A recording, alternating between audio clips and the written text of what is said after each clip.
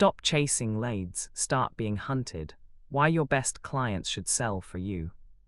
Here's something that should bother you if you work in sales, or if you're trying to sell yourself, your skills, your ideas to the world. The average cold outreach response rate across industries sits somewhere between 1 and 3%. That means for every 100 people you contact, people who didn't ask to hear from you, 97 or more will ignore you completely. And of the 2 or 3 who respond, maybe one becomes a real conversation. Maybe. Now compare that to referred leads. Referred prospects convert at somewhere between 40 and 70% depending on the industry. They close faster. They negotiate less on price. They stay longer. They spend more over time. Everyone knows this. Every salesperson, every entrepreneur, every freelancer has heard the phrase, referrals are the best leads. And yet, look at how most people actually spend their time. They're grinding through cold call lists. They're blasting connection requests on LinkedIn. They're writing generic outreach emails with subject lines like quick question that fool exactly nobody. They're pouring energy into the lowest probability activity available to them and calling it hustle. Why? Why does everyone agree that referrals are superior and then proceed to do almost nothing systematic to generate them? That's the real question, and the answer isn't laziness. The answer is a fundamental misunderstanding of what referrals actually are, how they're generated, and what kind of person you have to become to make them happen reliably. Most people think referrals are a reward. You do good work, and then, if you're lucky, someone mentions your name to someone else. It's passive. It's random. It's something that happens to you, not something you build. And because it feels uncontrollable, people default to what feels controllable. More calls, more emails, more outreach, more volume. This is the wrong frame entirely. A referral is not a reward for past performance. A referral is an engineered outcome of trust, positioning, and systematic relationship design. It is the most predictable form of growth available to you, but only if you treat it as a system, not as a side effect. Let me take this apart layer by layer, because the implications run much deeper than most sales advice ever goes. Start with what's happening in the brain, both yours and your clients, during the referral process. When someone refers you, they are not simply passing along your contact information. They are doing something neurologically expensive. They are putting their own social capital at risk. Your client's brain runs a quick calculation, most of it unconscious, that weighs the benefit of helping their friend or colleague find a solution against the risk of that person having a bad experience and blaming them for the introduction. This is not a casual decision. The amygdala, the brain's threat detection system, is involved. There's a real, measurable fear response associated with making a referral, because social reputation is one of the things the human brain is most deeply wired to protect. From an evolutionary standpoint, being seen as someone who wastes other people's time or connects them with unreliable people could damage your standing in the group. And for most of human history, losing standing in the group meant losing access to resources, protection, mating opportunities, survival itself. So when you ask someone to refer you, you're not just asking them to say your name. You're asking them to accept social risk on your behalf, and their brain will only do that under very specific conditions. Condition 1, they must genuinely believe you will deliver, not hope, not assume. Believe based on direct experience. Condition 2, they must feel emotionally safe making the referral. This means they need to trust not just your competence, but your character, that you'll treat their contact with respect, that you won't be aggressive, that you won't embarrass them. Condition 3, and this is the one almost everyone misses, you must be easy to describe. If someone can't articulate what you do and who you do it for in a single clear sentence, the referral will never happen. Not because they don't want to refer you, but because the cognitive load of explaining you is too high. Their brain will simply skip it. the opportunity will evaporate before it ever becomes a conversation. This is where the reticular activating system, the RAS, becomes critical. The RAS is a network of neurons in the brainstem that acts as a filter for incoming information. It decides what gets through to your conscious awareness and what gets discarded. You've experienced this. You buy a new car and suddenly you see that car everywhere. The cars were always there. Your RAS just wasn't flagging them as relevant. The same mechanism applies to referrals. When your client encounters someone who has a problem you solve, their RAS has to fire. It has to flag that moment as relevant and connect it to you. But here's the thing, the RAS responds to clarity and specificity. Vague positioning doesn't activate it. If you're a consultant who helps businesses grow, that description is so generic it passes through the RAS like background noise. It doesn't stick. It doesn't trigger recognition. But if you're the person who builds AI training systems for sales teams, so their reps stop losing deals in the follow-up stage, now you've given the RAS something specific to latch onto. Now when your client hears a colleague say, "My sales team keeps dropping the ball after the first meeting," something clicks. A connection fires. Your name surfaces. This is not magic. This is not the universe conspiring. This is pattern matching hardware in the human brain doing exactly what it was designed to do, but only when you've given it clear, specific, emotionally resonant input to work with. So the first engineering problem of building a referral engine is not, how do I ask for referrals? It's, have I made myself referable? Have I given people the cognitive tools to recognize opportunities on my behalf and the emotional safety to act on them? Now let's go up a level and look at this through the lens of some deeper mental models. Naval Ravikant talks about specific knowledge, knowledge that cannot be trained for, that comes from your unique combination of obsessions, experience, and aptitude. He argues that specific knowledge is how you become unleverageable, how you build a position where you can't simply be replaced by someone willing to work cheaper or faster. Here's how this connects directly to referrals. Generic value does not generate referrals. Only specific value does. If you are interchangeable with 100 other people who offer roughly the same service at roughly the same price, there is no reason for anyone to specifically remember you when a referral opportunity arises.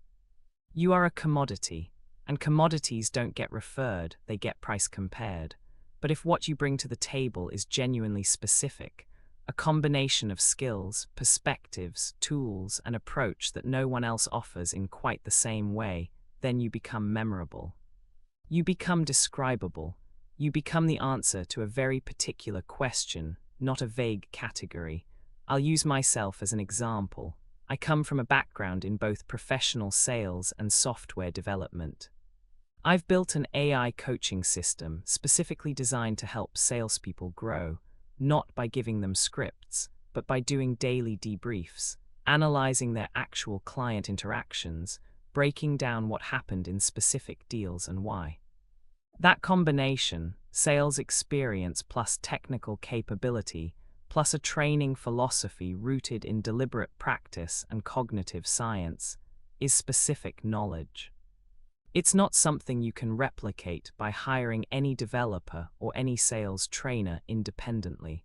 The value lives in the intersection, and that intersection is what makes referrals natural.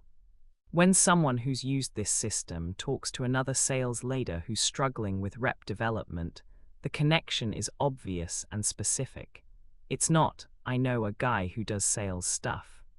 It's, I know someone who built something I haven't seen anywhere else. You should talk to him. Specificity is the fuel of referrals. If you're struggling to get referrals, the first question isn't, how do I ask better? Or the first question is, am I specific enough to be worth referring? Charlie Munger would frame this through the concept of the circle of competence and the importance of inversion. Instead of asking, how do I get more referrals, Munger would say, invert. Ask what would guarantee I never get referred, and the answers are immediately obvious: being unreliable, being hard to describe, being indistinguishable from competitors, overpromising and underdelivering, making the referrer look bad, not following up, being aggressive with referred contacts. Eliminate those, and you've removed most of the friction that prevents referrals from happening. Most people focus on adding tactics. Munger would tell you to start by subtracting mistakes. There's another layer here that goes even deeper, and it has to do with the emotional state you operate from when you're doing outreach versus when you're operating within a referral-based system. When you're chasing cold leads, there is an inherent dynamic of scarcity. You are approaching strangers. You don't know if they need what you have. You don't know if they'll respond. Every interaction carries a background hum of anxiety. Will this work? Will they reject me? Am I wasting my time? This anxiety is not just unpleasant, it actively degrades your performance. Here's the mechanism. When you operate from a state of scarcity and fear, your prefrontal cortex, the part of the brain responsible for complex reasoning, empathy, strategic thinking, and creative problem-solving, gets partially suppressed. The amygdala takes more control. You become more reactive, less thoughtful, more focused on short-term survival, and less on long-term relationship building. This is why salespeople doing cold outreach so often come across as pushy, desperate, or tone-deaf. It's not necessarily that they're bad people or bad communicators. It's that their brain is in the wrong mode. The stress of the cold chase activates exactly the wrong neural systems for building trust and connection. Now contrast that with what happens when a referred lead reaches out to you, or when you contact someone who's been told by a trusted friend to expect your call. The entire emotional architecture of the interaction is different. There's pre-existing trust, there's social proof, there's a context of goodwill. Your nervous system can relax, your prefrontal cortex stays fully online. You can listen better, think more clearly, respond with genuine curiosity instead of scripted urgency. And here's the compounding effect. When you're in that state, you perform better. When you perform better, the client has a better experience. When they have a better experience, they're more likely to refer you to others, which generates more warm introductions, which keeps you in that optimal state. This is a positive feedback loop, and it's the opposite of the cold outreach grind, which tends to create a negative feedback loop. Anxiety leads to poor performance, leads to rejection, leads to more anxiety, leads to even worse performance.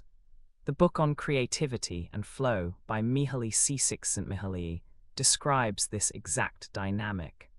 Flow, that state of absorbed, high-performance engagement, doesn't happen in conditions of threat or uncertainty. It happens when there's a clear goal, when there's immediate feedback, and when the challenge level matches your skill level. Referral-based selling creates all three of those conditions far more reliably than cold outreach does. So building a referral engine isn't just a sales strategy, it's a cognitive strategy. It's a state management strategy. It's designing your work life so that you spend more time in the neural state that produces your best thinking, your best communication, and your best outcomes. Now let me address something important before I go further, because I know what some of you are thinking. You're thinking, that's great, lead on, but I'm just starting out. I don't have existing clients. I don't have a network. I can't build a referral engine from zero. And you're half right. You can't build a referral engine without any relationships. But you're wrong about what counts as a relationship. A referral doesn't have to come from a paying client. It can come from a colleague, a former employer, a peer in your industry, someone you helped informally, someone whose content you engaged with thoughtfully over months, someone you met at a conference and followed up with not to sell them something, but because you found the conversation genuinely interesting. The Talmud has a commercial principle that's relevant here. It essentially says that a person's word is their bond, and that the foundation of all commerce is trust maintained through consistent action over time, not through grand gestures, not through clever persuasion, through the accumulated evidence of reliability. This applies directly. Your referral engine doesn't start with a tactic. It starts with a decision. I am going to be someone whose word means something. I'm going to follow through on every small commitment. I'm going to be useful to people before I need anything from them. I'm going to build a reputation not by advertising it, but by earning it in every interaction. This is the long game, and it's the only game that compounds. Let me give you a concrete scenario to illustrate how this works in practice and where most people get it wrong. Imagine two salespeople. We'll call them Alex and Jordan. Alex is a grinder. He makes 60 cold calls a day. He sends 100 LinkedIn messages a week. He follows every lead gen hack he finds on YouTube. His calendar is packed with first meetings, but most of them go nowhere. He's always chasing. He's always pitching. He closes a deal here and there, but each one feels like it was extracted through sheer force of will. He's exhausted. His pipeline is constantly empty because every client relationship ends at the transaction. Jordan takes a different approach. She makes maybe 10 to 15 outreach efforts a day, but half of those are to existing contacts, not to sell them something, but to stay relevant. She sends an article that's related to something they discussed. She congratulates someone on a promotion. She asks a former client how a project turned out, not as a pretense to pitch, but because she's genuinely tracking their progress. When she does close a deal, she doesn't disappear. She checks in during implementation. She makes herself available for questions that aren't strictly in her scope. And at the right moment, not too early, not too aggressively, she says something like, "If you know anyone else dealing with a similar challenge, I'd love an introduction, and I'll treat them exactly the way I've treated you."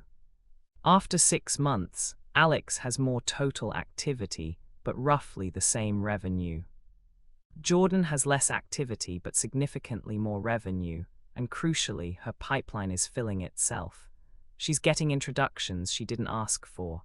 People she's never met are reaching out saying, "So-and-so told me I should talk to you." The difference isn't talent, it isn't charisma, it isn't luck. The difference is that Jordan engineered a system. She invested in relationships with the understanding that trust, once established, becomes an asset that generates returns without additional input. Alex treated every interaction as a one-time extraction opportunity. Jordan treated every interaction as a node in a growing network. This is what Naval means when he talks about compounding. Most people understand compounding in the context of money, interest on interest. But compounding applies to relationships, reputation, and trust with equal force. Every positive interaction, every follow-through, every moment where you added value without asking for anything back, these accumulate. And at some point, they reach a critical mass where growth becomes self-sustaining. And this is the part people miss, compounding only works if you don't break the chain. One bad referral experience, one dropped ball, one moment where you prioritize short-term extraction over long-term trust, can undo months of accumulated goodwill. The power of compounding includes the power of compounding in reverse. Damage compounds too. So let's talk about how you actually build this. Not in theory, in practice. Starting this week, the first thing you need to do is audit your describability. Sit down and write in one sentence what you do and who you do it for. Then show it to 3 people who know you professionally and ask them, "If someone asked you what I do, what would you say?" If their answers are vague, confused, or inconsistent with each other, you have a describability problem. And no amount of relationship building will generate referrals until you fix it, because people cannot refer what they cannot articulate. This is not a branding exercise. This is a cognitive engineering exercise. You are designing the input that will program other people's RAS to recognize opportunities on your behalf. It has to be specific. It has to be vivid. It has to be true. Second, build what I call a trust ledger. Make a list of every professional relationship you currently have: clients, former clients, colleagues, mentors, peers, collaborators. For each one, ask yourself, when was the last time I added value to this person without asking for anything? If the answer is more than 30 days ago for your most important relationships, you're letting your referral engine rust. Adding value doesn't mean grand gestures. It means sending a relevant article, making a useful introduction, sharing a tool or resource, offering a perspective on a challenge they mentioned. It means staying present in their world in a way that's genuinely helpful, not performatively visible. Third, design your referral moment. Most people either never ask for referrals or ask at the wrong time in the wrong way.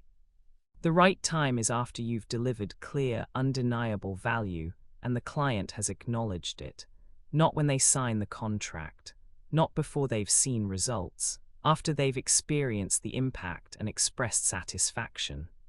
And the way you ask matters enormously. Don't say, "Do you know anyone who might need my services?" That's too vague. The RAS can't work with it. Instead, say something like, "You know firsthand what we've been able to accomplish together. If you come across another sales leader who's frustrated that their team keeps losing deals after the first meeting, would you be open to connecting us? I'd treat them exactly the way I've treated you." Notice what happened there. You gave them a specific scenario to listen for. You activated their RAS with a clear pattern. You reduced the social risk by reminding them of their own positive experience. And you made a character commitment. I'll treat them exactly the way I've treated you, which addresses the amygdala's concern about reputational risk. This isn't manipulation. This is communication design informed by how the human brain actually processes information and makes decisions. Fourth, and this is the one that separates professionals from amateurs, close the loop. When someone gives you a referral, 3 things need to happen without fail. 1. Thank the referrer immediately and specifically. 2. Treat the referred contact with extraordinary care because your referrer's reputation is on the line. 3. Report back to the referrer on what happened, not the confidential details, but the outcome. I connected with Sarah, we had a great conversation, and we're moving forward. Thank you, that was a perfect introduction. This loop is crucial because it does 2 things simultaneously. It rewards the referrer's brain with social validation. Their amygdala gets the signal that the risk paid off, which makes them more likely to refer again. And it demonstrates the kind of follow-through that Munger would call foundational to all trust-based systems. Most people skip this step. They get the referral, they chase the deal, and they never circle back to the person who made it possible. And then they wonder why that person never refers them again. The mechanism is simple. The brain did not receive confirmation that the risk was rewarded, so it files referral making under uncertain outcome and deprioritizes it going forward. Fifth, establish a rhythm. This is where deliberate practice comes in. The research on expertise development, Erickson's work, which popularized the concept of deliberate practice, shows that improvement doesn't come from volume alone. It comes from targeted, structured repetition with feedback. Apply this to referral generation. Set a specific weekly practice. Every Friday, review your client and contact list. Identify 2 people you can add value to next week. Identify 1 person you can appropriately ask for a referral. After each interaction, do a brief debrief. What worked? What felt awkward? What could you say differently next time? This is where a tool like an AI coaching system becomes genuinely useful, not as a replacement for human judgment, but as a structured reflection partner. If you can debrief your referral conversations the same way athletes review game film, you'll improve faster than someone who just does more reps without reflection. The key insight from deliberate practice research is that you don't improve at the edges of your comfort zone by accident. You improve by designing specific exercises that target your weaknesses.